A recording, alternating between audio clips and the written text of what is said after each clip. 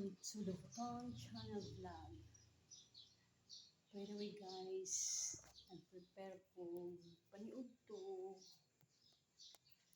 Pero pwede na natin binisayo o Tagalog. Burag Taglish pa siya guys. Guys, wala ko ga use og electric guys. Kaya madak-an mi guys og electricity. Then tulog ka aircon. Nang mo nibalhin gani mi diri guys kay in case na diri ang pinakamura na electricity kay we have na may kuan kagalingon siya ng mga bill kay nako diri gauling ra ko guys uling ako sang gipakuluan guys ng baboy din ako siyang tinatapon ko tong tubig guys tapos hugasan ko para mawala ang lansa ba.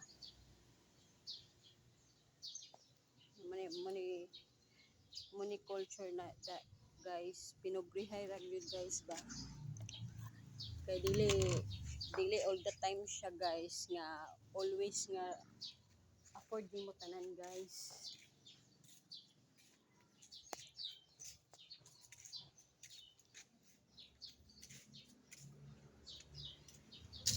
Minsan guys mag-budget ka rin guys kasi alam mo guys yung asawa ko guys ay nagtatrabaho lang hindi siya nag full pension pa guys kasi 61 pa kasi siya.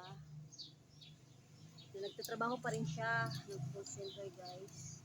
Kailangan namin magtipid guys. Kaya nagbabayad din kami ng renta ng apartment, then mga wifi, maybe more than mga 40,000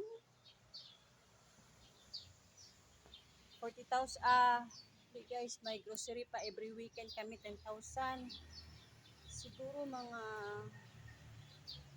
65 a month among magasto guys. Kailangan namin magtipid guys kasi kung gagamit lang kami ng electric guys lalaki ng ano namin bill namin.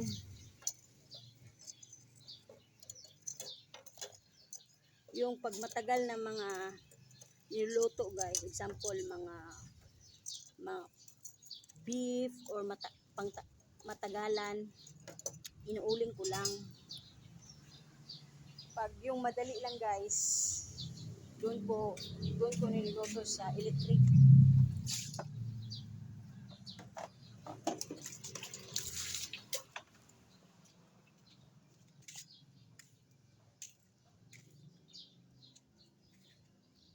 Muna akong paan guys, akong garden sa harap ng pinto.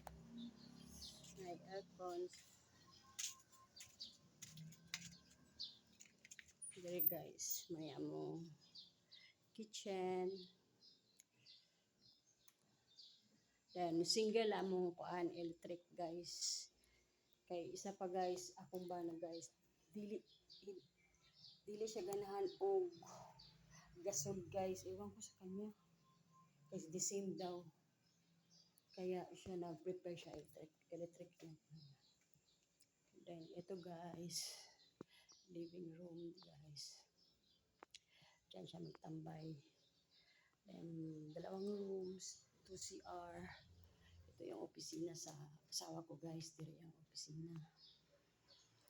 ang opisina. Diri ang table.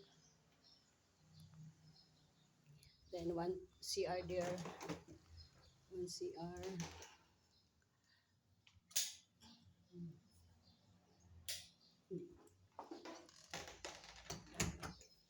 Then dalawang pinto dyan guys. At saka dito.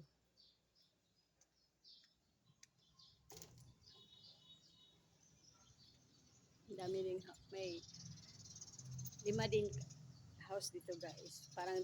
Para siyang subdivision guys. Pa-compound siya guys.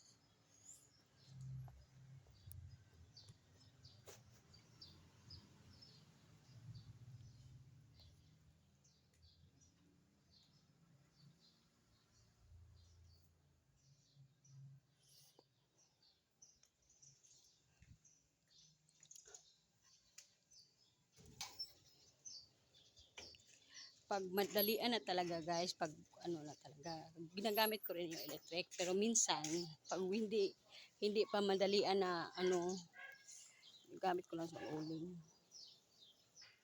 Papakuluin ko muna guys, tapos itatapon ko tong sa tubig para walang lansa. So guys, oh, lagyan mo na ng ganito guys, ganito. Para hindi iitim yung kaldero. Then laundry.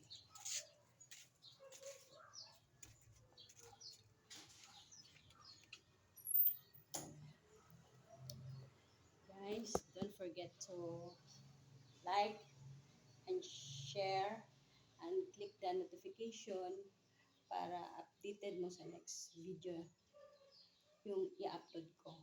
Goodbye mga kalubuton vlog. Bye-bye.